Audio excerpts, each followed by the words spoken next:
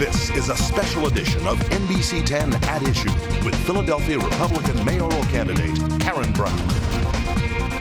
Back on NBC 10 at Issue on NBC Philadelphia Nonstop with Republican mayoral nominee Karen Brown. Karen, so picking up on education, you're going to have community meetings, you're going to have people say what they want, but what's the actual mechanism for getting something concrete done? I think the way to get things done is to literally go into the schools. And I truly, when I get in, I am going to have to work with Jerry, and we're going to have to figure out a way to get around those rubber rooms. Those rubber rooms, if you don't know what they are, it's a special place. It's sort of like a conference room where teachers go that have tenure and have done something that warrant them to be suspended. And as long as they show up at 9 and leave at 3, they get paid, and we have to hire another teacher to cover their class. So now you got 2 teachers being paid for 1 class. What percentage of the total teaching staff do you think this is? I don't know, because I asked for those figures and was never given them. I know that it costs $35 million in New York, so I'm thinking it was 813 there, and it's rumored that there's 703 here, so it's got to be a lot of money. So if we're spending that kind of money to keep teachers in a conference room, and we're laying off first and second year teachers and special ed teachers, we need those teachers. We need those first and second year and the special ed teachers teaching our kids. We don't need teachers in rubber rooms. I want to limit them.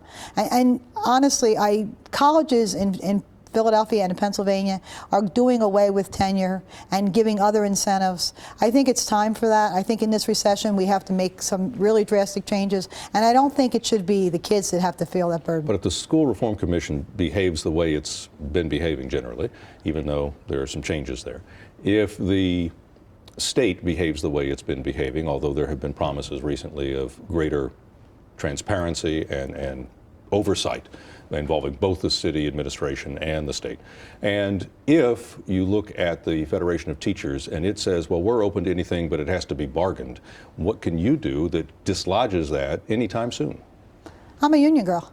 I'm the president of the Brotherhood, which is a union coalition, so I can talk to unions, and I'm willing to sit down with them and negotiate and make it happen. But I think the problem with the School Reform Board is that it's appointed. They're all appointed, and they have no direct communication nor any relationship with the schools in their communities.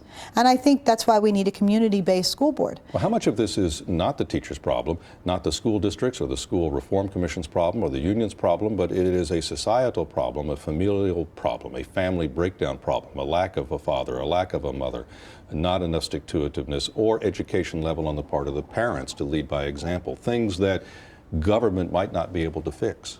There's the old saying, it takes a community to raise a child, and there are a lot of children, my own children, that didn't have both parents at home.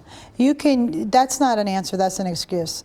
You know, I've seen David Hardy's school, and he was in a neighborhood where most of that was true, that they came from single parents and they had a rough environment around them. But he was able to get those parents, by giving them a diamond of a school, to step up and take control and actually show some accountability. He made the kids show accountability, and he made his teachers show accountability, and it flourished. The community flourished. If we can do that across our city, and our schools make our communities flourish, then we can fix not only the education problem, but the violence problem among our youth as well.